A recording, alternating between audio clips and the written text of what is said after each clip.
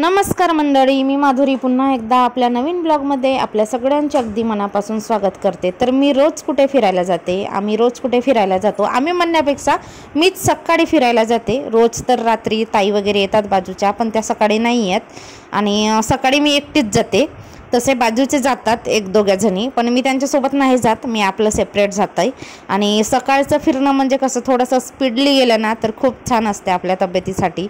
आणि फिरलं तर पाहिजेच। आता धकाधकीच्या धावपळीच्या जीवनामध्ये आपण आपल्या तब्येतीकडे लक्ष देत नाही, तर तब्येतीकडे लक्ष देणं गरजेचं झालं आहे, फार महत्त्वाचं झालं आहे आजच्या टायमाला।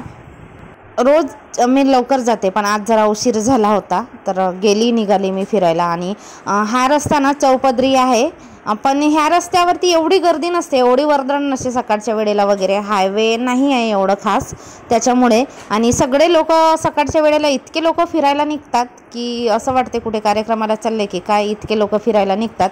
आणि थोडंसं शहर आहे, सिटी आहे, त्यामुळे तर ऑब्वियसली निघणारच लोक फिरायला। तर मी सुद्धा जाते आणि इथे आल्यापासून मी आता कंटिन्यू जाते सकाळी फिरायला।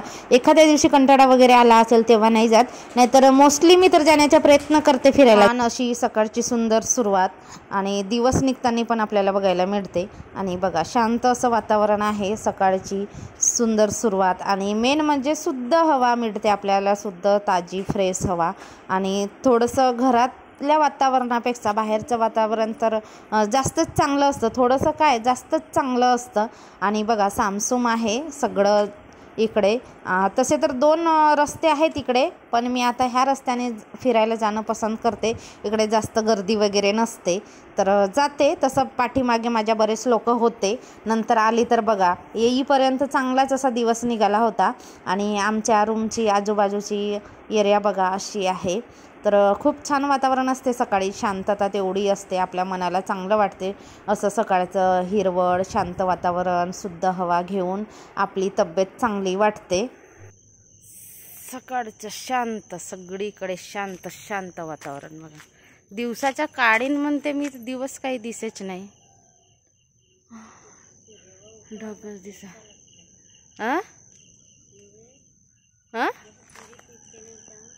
हो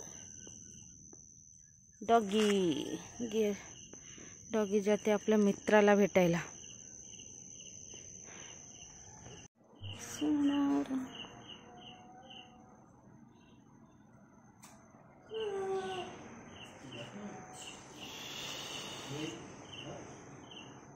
ये आळस काढते जाणे, कर रांगोळी कशी भरतस तशी भर, कशीच भर, हो ना, तर शिक ना भराले। लहान लहान मुली तर भरतात रांगोळी, काही लिहावा, काही नाही लिहावा, आता तुळशीजवळ चांगलाच लिहावा काहीतरी, पण जसा होईल तसा। ओय हो रू का रे हो,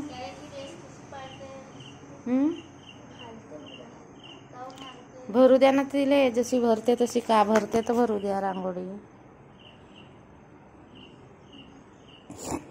चला दिवस निघाला बाबा, दिवस कोणीकडे गेला,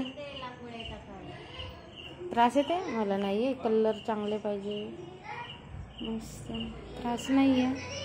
फिरून आल्यानंतर आल्या आल्या मी अंगण झाडून घेतलं, अंगणाला पाणी शिंपडून घेतलं आणि त्याच्यानंतर ब्रश केली। आणि ब्रश केल्यानंतरच तुळशीजवळ मी रांगोळी वगैरे टाकली। आणि असंच करतात आमच्याकडे, ब्रश केल्याशिवाय चुलीला आम्ही इस्तो पेटवत नाही किंवा रांगोळी भरत नाही। आता बरेच लोक ब्रश न करता सुद्धा करतात, पण आम्हाला आईकडून आणि सासूकडे पण आमचं ब्रश वगैरे करूनच सगळं केलं जातं। तर झालं माझं ते, गरम पाणी करायला ठेवलं, म्हणजे प्यायसाठी माझा नित्यक्रम आहे की मी उठल्याबरोबर म्हणजे ब्रश केल्यानंतर गरम पाणी प्यायला पाहिजे। तर गरम पाणी झालेलं आहे, फारच गरम झाला म्हणून साईडला केलं। आणि भातासाठी तांदूळ धुतले, डाळसाठी कुकर लावायसाठी मी डाळ भिजवून ठेवली होती, म्हणजे तांदूळ धुईपर्यंत डाळ थोडीशी भिजते, याच्यासाठी मी डाळ भिजवून ठेवला होता। त्याच्यानंतर पीठ मळून घेतला, म्हणजे एका साईडला कुकर आणि भात होतो आहे तोपर्यंत पीठ मळून घ्यायचं, पीठ मळून झालं की लगेच भाजीचं नीट करायचं, इकडे भात झाला की लगेच भाजीला फोडणी देऊन द्यायची, म्हणजे कसं आपले कामंसुद्धा पटापट उरकतात. असं स्टेप बाय स्टेप करत गेलं, एक झालं त्यानंतर दुसऱ्याची तयारी, दुसरं झालं की तिसऱ्या कामाची तयारी, असं केलं ना तर पाडतात. तर ते मॅनेजमेंट आपल्या हातात असते. आपल्याला कामं लवकर उरकायची आहेत की आपल्याला कामं अजून लांबवायची आहेत, हे सगळं आपल्याच हातामध्ये असते. आणि नंतर रात्रीचे भांडे घासलेले ते लावून घेते. तोपर्यंत माझं कुकर भात हे सगळं होतं. पीठ पण मळून ठेवलेलंच आहे. म्हटलं आता भांडे आहेत तर भांडे लावून घ्यायचं, म्हणजे भांड्यांची जागासुद्धा मोकळी होते आणि जाडी ठेवायला बाहेर ठेवायला पण मोकळं. तर रात्रीचे भांडे तर मी रात्रीच घासते. सकाळी मग राहिले तर चहा नाश्त्याची, कधी रोजच नाश्ता होतो असं नाही, कधीतरी नाश्ता होतो. चहा तर आपला रोजच होतो. मग ती भांडे घासायची, एक काम आपला हलका होऊन जातो. आणि आज आंघोळ न करताच मी जेवण बनवते. आणि त्या रूममध्ये किंवा याच्या आधी तुम्ही माझे ब्लॉग बघत होता तर मी आंघोळ केल्यानंतरच कामं करत होती. पण ह्या इकडे भयानक गरमी होते.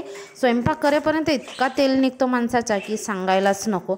म्हणून मी आता तेच करते, आधी स्वयंपाक करून घेते. स्वयंपाक केल्यानंतर पटकन आंघोळीला जायचं. आंघोळ करून आलं की नंतर मग रुद्रांशची तयारी वगैरे करायची, रुद्रांशची आंघोळ करायची, तयारी वगैरे करायची. तोपर्यंत त्याची देवपूजा वगैरे करेपर्यंत 9 वाजतात असं होते. आणि ह्या गरमीमुळेच असं नको नको करून ठेवलेलं आहे गरमीने. आणि म्हणूनच म्हणत नाही की कोणत्या जिल्ह्यामध्ये भरपूर गरमी होते किंवा विदर्भामध्ये भरपूर गरमी होते, असं उगाच म्हणत नाही. इतकी भयानक गरमी असते. आता बघा, आत्ता मी गरम पाणी प्यायला बसली तर आता पाणी पण थोडंसं असं कोमट झालेलं आहे. आधी चांगलाच तापला होता, त्यामुळे म्हटलं बाजूला होऊ दे पाणी आणि तोपर्यंत गार पण होईल आणि माझी जी काही कामं असतील तोपर्यंत ती पण कामं होतील. आणि नंतर गरम पाणी प्यायला बसली. आणि हे सगळे झोपलेलेच आहेत. निधी झोपलेली आहे, रुद्रांश झोपलेला आहे, रुद्रांशचे पप्पा झोपलेले आहेत. मीच माझी तेवढी कामं करते आहे. मी फिरून आली आणि कामाला लागले. काय तर 8:30पर्यंत सगळी कामं झाली पाहिजे, म्हणजे देवपूजा वगैरे आपल्याला आरामात करता येते. किंवा रुद्रांची तयारी असेल, टिफिनची तयारी असेल, मग थोडासा त्याला जास्त टाईम देता येतो. म्हणून मग आपले जे घरातली कामं आहेत ती 8:30 वाजेपर्यंत झाली तर आपल्याला तेवढाच चांगला होतो असं मला वाटते. म्हणून मी ह्या दृष्टिकोनातून करत असते कामं. कोणत्या प्राण्याला एवढी चिंता राहत नसेल कुठल्याच गोष्टीची, म्हणजे राहतच नाही, फक्त माणसाला सगळ्याच गोष्टीची चिंता राहते. मागे घडलेला काय आहे त्याचं पण तो आठवून चिंता करत असते. किंवा समोर काय होईल, समोरसाठी आपल्या फॅमिलीसाठी काय काय प्लॅनिंग करतो, सगळं नियोजन कसं, म्हणजे किती नियोजन असते माणसाला, आहे की नाही. सगळ्या गोष्टीचा किती विचार असते माणसाला.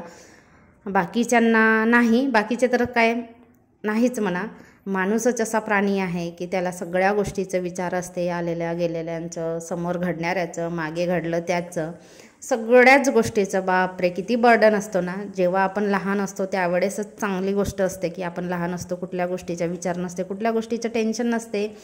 जसे जसे मोठे होतो तसं तसं अभ्यासाचा, सगळ्याच गोष्टीचा ताणतणाव निर्माण होतो. लग्न झाल्यानंतर आपल्या गृहस्थीचा, संसाराचा ताणतणाव, आहे का नाही. नाही म्हटलं सगळ्याच गोष्टी बरोबर असतात तरीसुद्धा माणूस फ्री माइंडने राहू शकत नाही. काही ना काही विचार असतोच माणसाच्या डोक्यात चाललेलं, म्हणजे माणूस कधीच समाधानी नसतो. सगळं काही असेल तरीसुद्धा समाधानी नसतो. ऑलमोस्ट जवळपास माझ्या घरातली सगळी कामं झाली. आता लादी पुसलं की आंघोळ केली की बस देवपूजा केली. तोपर्यंत रुद्रांश तर जागाच आहे, TV बघतो आहे. म्हणजे सगळी कामं झाली. आणि रुद्रांशला सुद्धा चांगला टाईम देता येतो सकाळच्या वेळेस. नाहीतर सगळं घाईघाई झालं ना तर लहान मुलांना पण ते पण गोंधळून जातात. आपण तर गोंधळतोच घाई गडबडीमध्ये, पण मुलंसुद्धा गोंधळून जातात. चाय गरम आहे, गरम आहे चाय, तशी टाकूच नको पूर्ण, अशी उचलून उचलून खा. पायाला लागल चिटका, खालचा नको खाऊ. कसा वाटला चहा? गोड वाटला? गोड आहे, कडू आहे? चहा कसा आहे? चहा कसा आहे? गोड आहे, कडू आहे? सांग ना गा, सांगच नाही, सांग ना गा निधी. चहा कसा आहे? चहा कसा आहे? खाशील पहिले मग बोलशील. खाऊन घे बाई पहिले, खाऊन घे, पूर्ण खाऊन घे. जवळ घे, वाटी जवळ काढ, जवळ ओढ वाटी, वाटी जवळ घे. चहा सांडते ना, मी फरशी पुसली ना, मी फरशी पुसली. अरे वरच्यावर नको खाऊस, गुपूस नको वरच्यावर. तोंडातला संपव पहिले, तोंडातला संपव मग खा. खा, असं खाऊ करा. पोळी खा, मग आंघोळ करून देईन व्यवस्थित. नाव हा धर, अजून पोळी धर. खा. आंघोळ केल्यावर जेवण. तशी नाही खाऊ, चांगली खा व्यवस्थित. शाळेत गेला दादा, शाळेत गेला ना. तू आलतीस ना सोडायला. आपण गेला होता ना व्हॅन कार्ड. मग गेला ना बसून दादा गाडीत. दादा गेला का नाही शाळेत बसून? गेला ना गाडीत. हो गेला दादा. हो हो हो, गाड्या आहेत ते. हात नाही लावू दादाच्या गाडीले, दादा मारते. मग मारल. हा का? हो दादा मारल. आता दादा मारलच्या गाणं गावशील तू. हो दादा मारल. हो दादा मारलच्याच गाणं गावशील. मारे तर काही नाही तुले मारते का दादा? मारेही नाही. हिच्यासोबत भरपूर अशी बडबड करून झाली. मागे आली होती तर चांगली अशी बोलत होती, आणि ह्या वेळेस कसं तिचं मूड असेल तेव्हाच बोलते.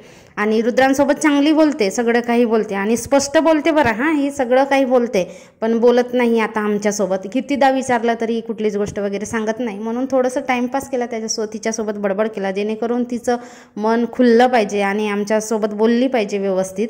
चला, असं करता करता दुपार झाली. जेवायला घेतलं, तिला पण दिलं मी जेवायला, आणि मी पण जेवली. आणि गरमी तर भयानक होते, आणि लहान मुलं घरात असतील ना तर त्यांच्यासोबत अशी बडबड केली तर मुलं चांगली बोलायला लागतात. आमच्या रुद्रांश पण आता बोलतो, आणि ही बोलतेच म्हणा, पण आता ही गावावरून आली आणि बऱ्याच दिवसातून आम्हाला बघते आहे ती, त्याच्यामुळे तिला नवीन नवीन वाटते, म्हणून ती जास्त बोलत नाही. चला, इथेच करते मी माझ्या व्हिडिओचा एंड.